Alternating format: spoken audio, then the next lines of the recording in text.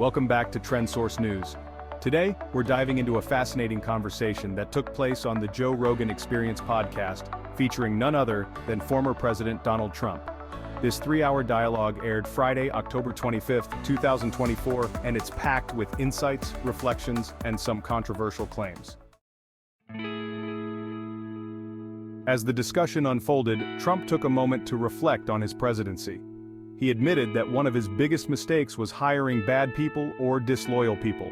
This candid admission is a rare glimpse into his self-assessment, especially when it comes to the individuals he surrounded himself with during his time in office.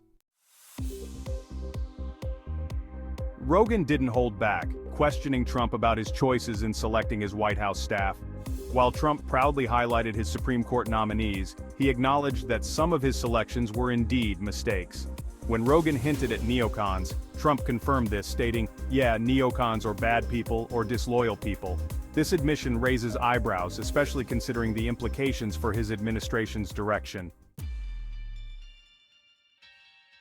Two names that came up during their chat were John Kelly and John Bolton, both former officials who have been critical of Trump.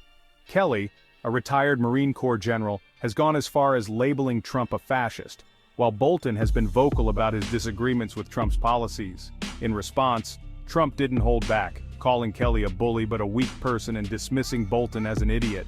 These are strong words for two individuals who once held significant positions in his administration, but were fired.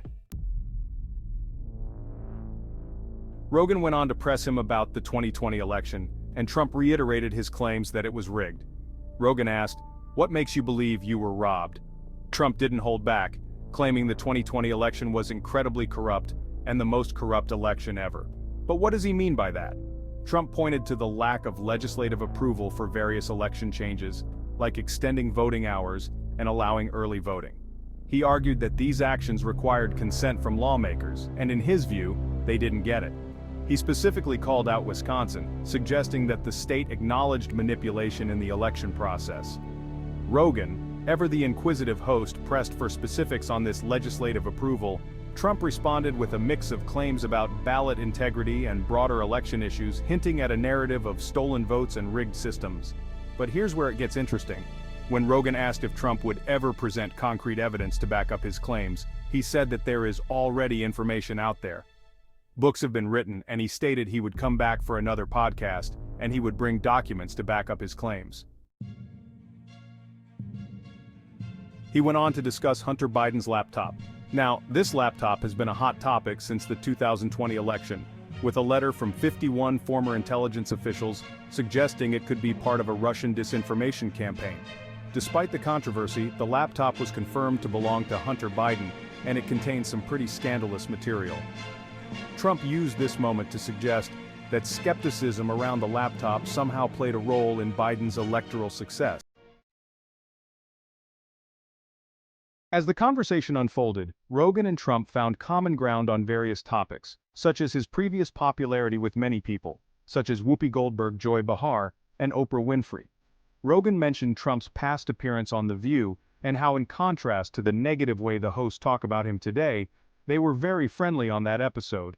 He explained that things changed when he ran for the Republican Party, and many people turned on him.